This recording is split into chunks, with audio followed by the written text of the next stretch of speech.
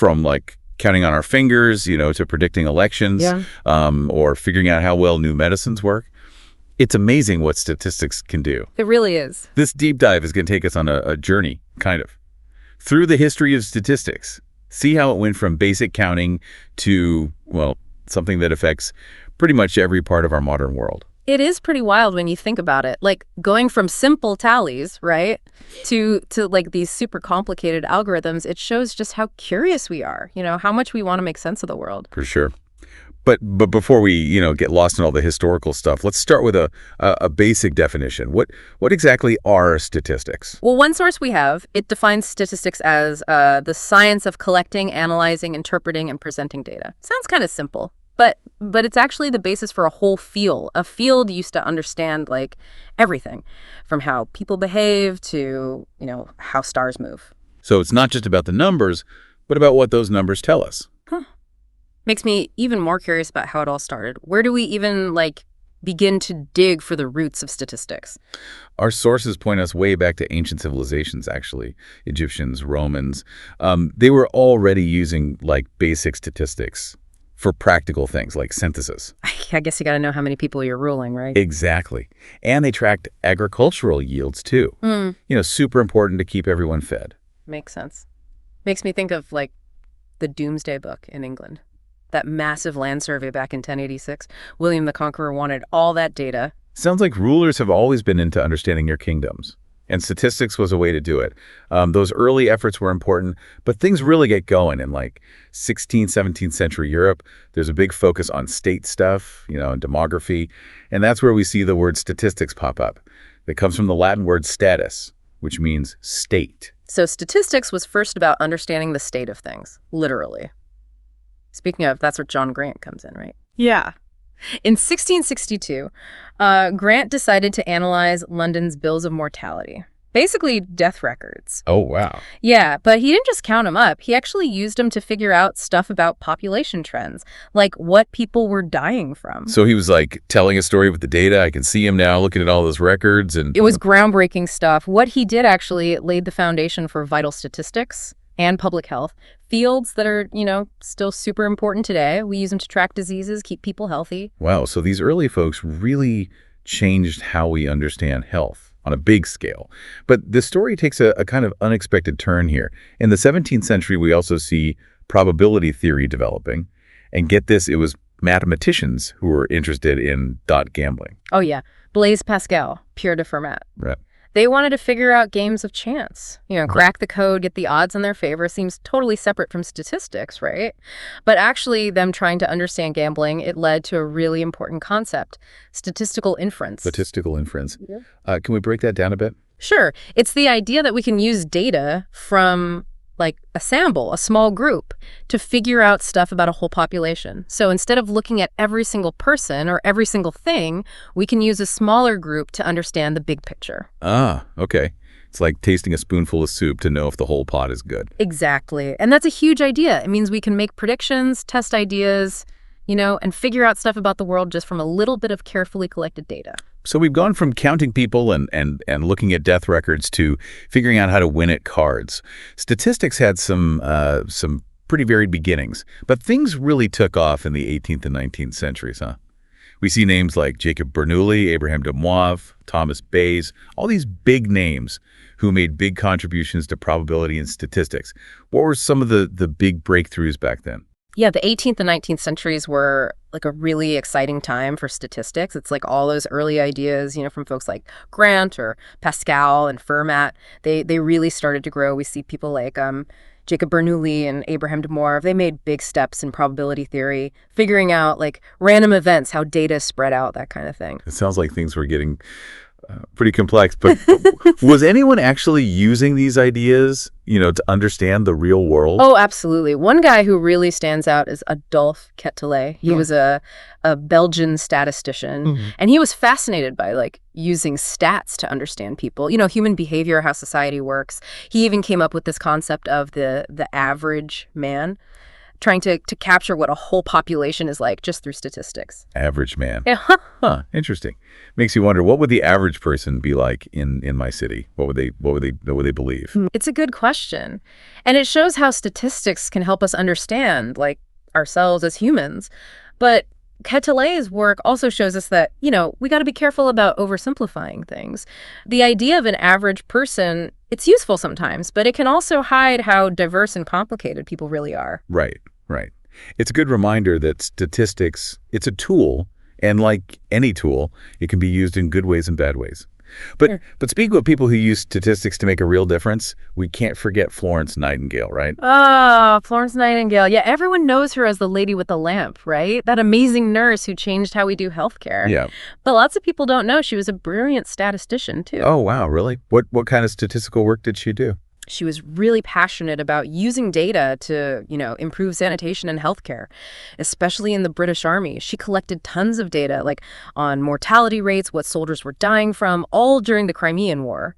And then she used her skills to make these powerful visuals, like charts and diagrams, to show just how bad sanitation was affecting the soldiers' health. So she was a pioneer in data visualization.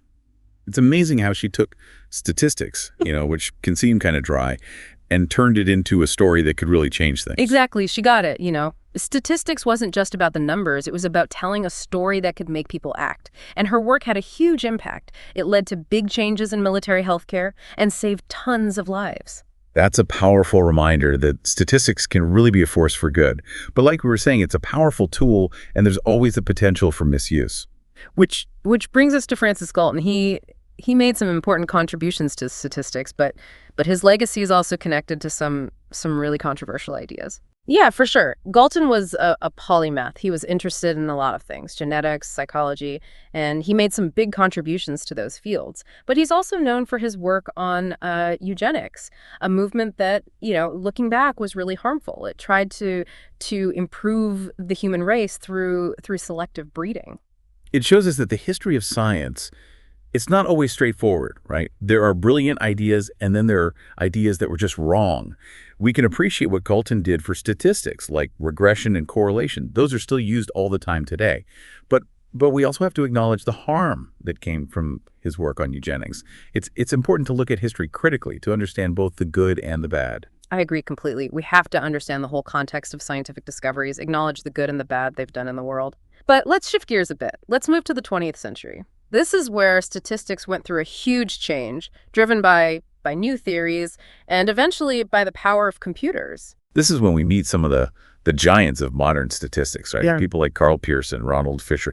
They really solidified the theory behind statistics and came up with methods that we still use today. Absolutely. Pearson was a pioneer in developing things like the chi-squared test.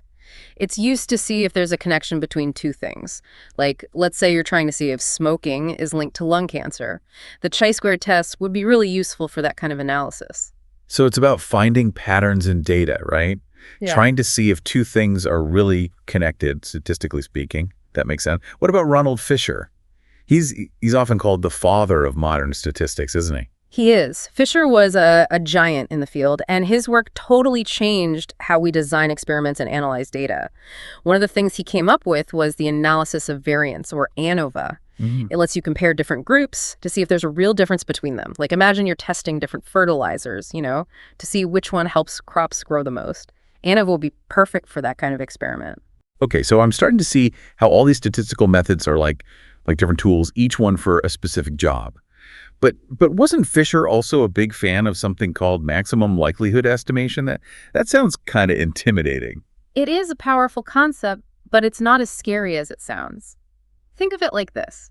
You're trying to find the right key for a lock based on the data you have. Maximum likelihood estimation is like trying out different keys until you find the one that unlocks the data the best. The one that explains what you see with the highest probability. I get it. It's like finding the best model that fits the data. That's a great way to explain it. But But amidst all these theoretical advancements, something else was happening in the 20th century that would completely transform statistics. Mhm. The rise of computers. Oh, yeah, absolutely. Computers changed everything for statisticians. It meant they could analyze huge amounts of data that would have been impossible to handle by hand. It's like going from a horse and buggy to a jet plane. The Yeah. speed and scale of data analysis, it just exploded. Wow. So we went from like counting death records by hand to crunching numbers on these super powerful machines. It's incredible how far we've come. But this brings us to today, where statistics is like totally intertwined with things like data science and machine learning. It feels like we're in a whole new world with all these amazing possibilities, but also some really tough ethical challenges. I'm really interested to see where things go from here. We've come a long way, haven't we? From ancient censuses to like supercomputers crunching numbers. It's amazing how statistics has changed how we see the world. But now we're in this age of big data. Information is everywhere, being analyzed all the time. It feels like we're like at a turning point. What's next for statistics? It's a really exciting time to be thinking about that. All this data, plus, computers getting more powerful all the time. It's opened up so many possibilities. We can analyze data on a scale that, like, no one could imagine just a few years ago. It's leading to all sorts of discoveries and new ideas. It's like we're explorers, right? There's this whole new world of data out there just waiting to be explored. But with all this power comes responsibility, doesn't it? We got to make sure statistics is used ethically, especially now that it's so connected to our lives. You got it. The more powerful statistics gets, the more carefully we have to think about the ethics. Things like data privacy, or algorithms being biased, and just the potential for information to be misused. These are all huge issues we need to be dealing with. It's like a double-edged sword, Statistics can help us solve problems, make better choices. Yeah. But it can also be used to manipulate, discriminate, even make inequality worse if we're not careful. Exactly. Think about those algorithms that companies use to hire people. If those algorithms are trained on biased data, well, they're just going to keep reinforcing the biases that are already out there. We need to be aware of these problems and make sure that how we collect, analyze, and use data is fair and transparent. It's not just about the technical stuff anymore, right? It's about the bigger picture, making sure that statistics is used to make things better.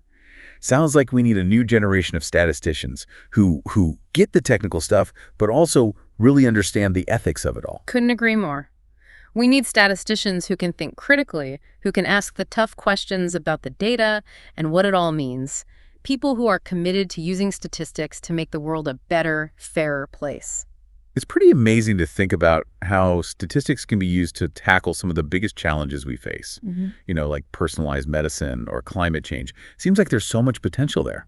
Absolutely. Just imagine using statistics to develop treatments tailored to each person, or to help kids learn better based on their individual needs, or even to come up with solutions for environmental problems. The possibilities are, well, endless. That's a future worth working towards.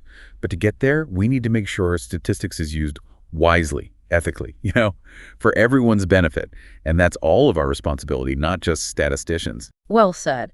As we wrap up this deep dive into the history of statistics, I hope you're leaving with a sense of wonder and excitement about what this field can do, and maybe a renewed sense of responsibility to make sure it's used for good. It's been a fascinating journey, and I really appreciate you walking us through it all.